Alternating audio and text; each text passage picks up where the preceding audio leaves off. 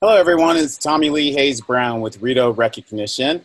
I'm here today with my friend, Roy Saunderson. Roy is the Chief Learning Officer and Recognition Strategist at Rito Recognition Solutions. Roy's also the author of Practicing Recognition. Now, this is, he's authored a couple books, but Practicing Recognition will be is the first in his series of practical and strategic books on giving employee recognition the right way. Giving the real recognition, giving recognition the real, I'm sorry, guys, giving the real recognition way. He is a regular contributor to Training Magazine and Incentive Magazine, and was chosen as one of the 25 most influential people in the incentive industry in 2017. He's considered one of the world's most foremost thought leaders in employee recognition and engagement. And he consults with and educates leaders and employee workforces in all types of companies, governments, and associations around the world. Roy and his lovely wife, Irene, have been married 40 years.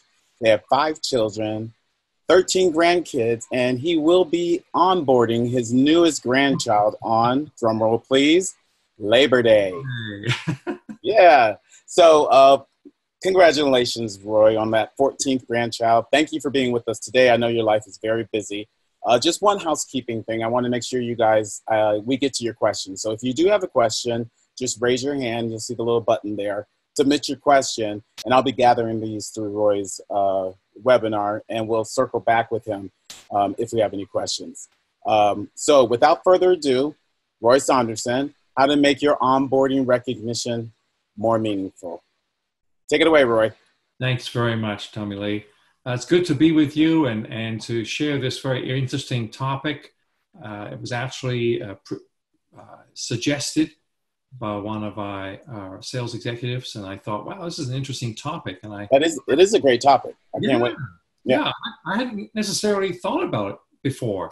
Mm-hmm. And so the more I kind of researched into it, it was kind of a fun one for me to kind of write about and kind of explore, and how we can actually help everyone get better at doing this onboarding of recognition. So first of all, just to set the stage, what is onboarding? Well, of course, you know, we are talking about the whole process of orienting people when they're starting a new job and integrating them into the organization. You're providing the typical knowledge that people need. Obviously, it starts off with compensation and benefits and signing all the paperwork and maybe reviewing some education around the culture of the organization, getting to know different people and getting yourself familiarized with all aspects of the job. And so this, when it's done well and done right, onboarding literally improves the retention of the individual wanting to stay with the organization. They feel a part, they feel accepted, and just leads to a great positive start on the job. And so now we get into the actual onboarding side of recognition. I want to show you some examples of what different companies do. It's quite fascinating. Here's Uber's onboarding kit. You know, you get a branded hoodie and baseball cap, notepad and stationery and other branded items, and even a corporate tote bag.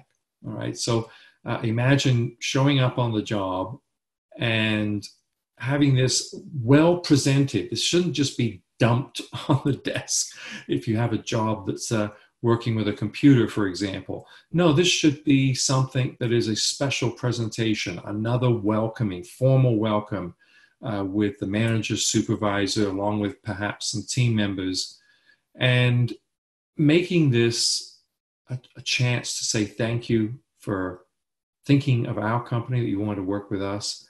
We're looking forward to working with you. And to show our appreciation for that, we want to give you this wonderful recognition onboarding kit to show our appreciation to you. And here's Ferrero welcome kit. And I'll be honest with you, when I saw this, I never realized, although I knew Ferrero Rocher, the chocolates, I never knew that Nutella was made by them. I actually went out and had a look at the container to go, oh my goodness, this is made by Ferrero. But can you imagine, you get a welcome letter, a notepad, ballpoint pen, and a delicious sampling of some of their products. So this was kind of a neat welcome kit that I thought of, and obviously not all companies are food producers, produce items like this, but this was like I'd like to be welcomed this way. So this is what they do to recognize new employees. And here's IBM's new hire welcome kit, a little bit more formal. Got a branded backpack and a branded thermal mug and regular mug. You get a couple of t-shirts, a USB flash drive to kind of give you that kind of computer feel, and notebook. And as you can see in the picture here, lots of pens. And I don't know about you, but it's true. Those pens go through quickly, and it's nice to have a whole stack of them that you could use. And I think that's kind of cool. So that's the IBM way.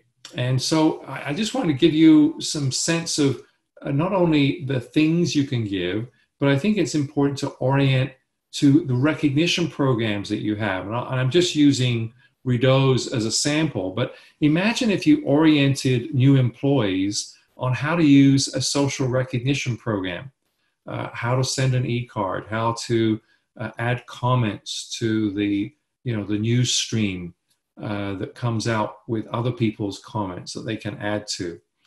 This kind of just gives people a sense of what they can do from day one. So make sure you introduce your programs to your employees. Don't wait for this to be a secondary thing that gets found out later on. Expose them to the importance of recognition. If you have a recognition strategy, orient them to your philosophy and your purpose around recognition. Obviously at Rideau, we can help as well. We just kind of put through some things together, but the key is we can customize various items that you could use for onboarding new employees. And we can put your logo on it. We can add messages on things and just make things a bit upbeat and personalized for the individuals who are starting working with you. One thing I wanted to point out, obviously when we're talking about recognition programs, we're often talking about here's what you can get, here's what you can receive from our company as recognition and rewards when working with us.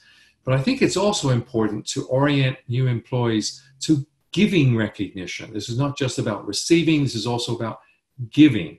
So I think on the first day, I think it would be wonderful if you not only oriented employees to, say, your social recognition program, but that you gave employees a thank you card or a set of thank you cards, just a few, and a pen, and show them how to write an effective thank you card. The same technique could be used with various recognition programs. And we've talked before on some of our webinars on being specific and making sure that you're specific about the action or behaviors that a person did that you think merited being recognized, and that you also are specific about the impact or difference that their actions or behaviors made. So you think about, first week on the job and the different people that have helped you feel welcome, people that have kind of helped you out in finding where certain places were that you got a little lost even after that tour that you received. Think about the different ways in which people have made a difference. Now, orient your new hire to be able to write a thank you card, write perhaps a special message through your various recognition programs, and thank people right from the get-go. What a wonderful way to really, I think, immerse someone in recognition by setting the expectation for them to give recognition, let alone what they might receive themselves.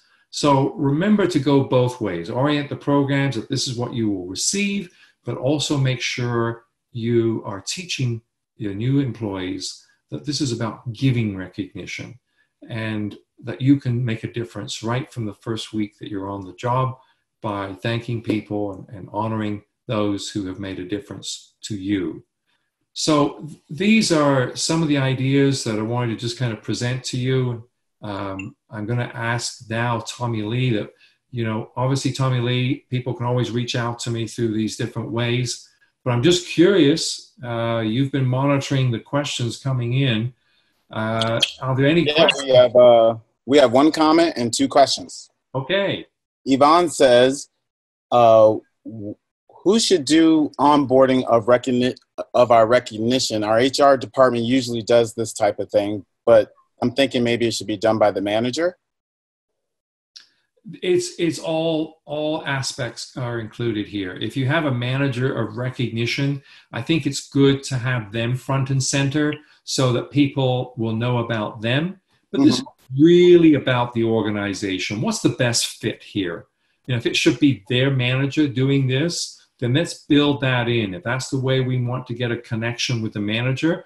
And it also kind of sets up the manager to be, I better be giving recognition too. It's another reminder to reinforce the importance of recognition. So there are no right way here that we need to be looking at, but I think this is where culturally we look at the organization, we look at the size of the organization, whether we have someone who manages recognition or whether it's an HR person who has to assume the role and gets, this is too much. We've got to put this in the right hands according to the company and what's right for the individual. There may not be a right way, but there's certainly a wrong way. And I was just thinking about, I started it was just a summer job at some place, and they had an onboarding package, which just consisted of a gift card to the store I was working in. Okay. And a corporate letter, and it was just left on my desk. Oh. That was the wrong way. Yes. I discovered it I don't know when it was left on my desk. There's a pile of stuff on my desk, and I discovered it one day, and I was like, oh yeah, that was on your first day. And it had to be at least a week later, I discovered. Oh my goodness. A lost recognition opportunity. Total loss. Yeah. Total loss. And they're defunct today. They're not around. So that might be, I choose to believe that's why. That's why. Exactly, Tommy Lee. I'm going to skip down because this one kind of piggybacks of what we're talking about. I'm skipping down to JR's, and he says, I've always done an onboarding lunch to get to know my new employees. My budget doesn't allow for me to do both, but I'm considering maybe something branded. Which one would you recommend, the lunch or a physical item? Oh, that's a good question. People like putting me in these hot spots with these kinds of questions. I didn't know the answer. That's why I'm asking you. No. No, I'm not making the decision for the individual, but I'm thinking this through. And there is no doubt that relationship building is essential for a new hire. I think they're going to, I think you could probably give something small, singular, and still have a lunch. And I would say if you've gotten to know the individual as to whether they're more extroverted, and if you know a little bit of their preferences for recognition, you might know whether it's going to be best to have a one-on-one lunch or whether we invite some of the team members and colleagues along too that would be meaningful to the individual. So recognition is about relationship building kind of opportunity. It's an experience. And so a lunch is an experience, and it's honoring that individual. So I do like the idea of, if you can't do both, probably do the lunch, because it's an informal way of connecting that doesn't seem too formalized, or might get, as you had with that first job there, a lousy kind of experience of delivering the wonderful recognition items. You might actually, if you don't do that well, you might actually resent some of these items because it was so trivially given or not given the right way or dumped. That would almost make the items a negative. Right. So do what's right. In fact, here's a key to this person's question. Okay. The fact that they're asking the question, they already know the answer. Yeah. And I say that respectfully. We know the end. When we're kind of going, I don't know if I should, we're just trying to get some feedback and validation. I understand that and respect that. I do the same thing. And I think if they already probably know the answer. But if I was to have to deviate anything, I'd go say lunch first, and then maybe not a big lunch and a small item to give. That's a nice little different way of doing it. I totally agree. Let's say his budget's, I don't know, $50 per head for this lunch or whatever. $40, whatever it is. I like your idea of, taking a lunch, maybe scale down the restaurant, skip dessert, and give them a water bottle because you know that they're going to need that or something to that effect. Exactly. I like that. I like the idea of both. Well, thank you, Roy. Do you have anything else to add? I have nothing else to add. Certainly thank everyone for joining us on this How to Make Your Onboarding Recognition More Meaningful.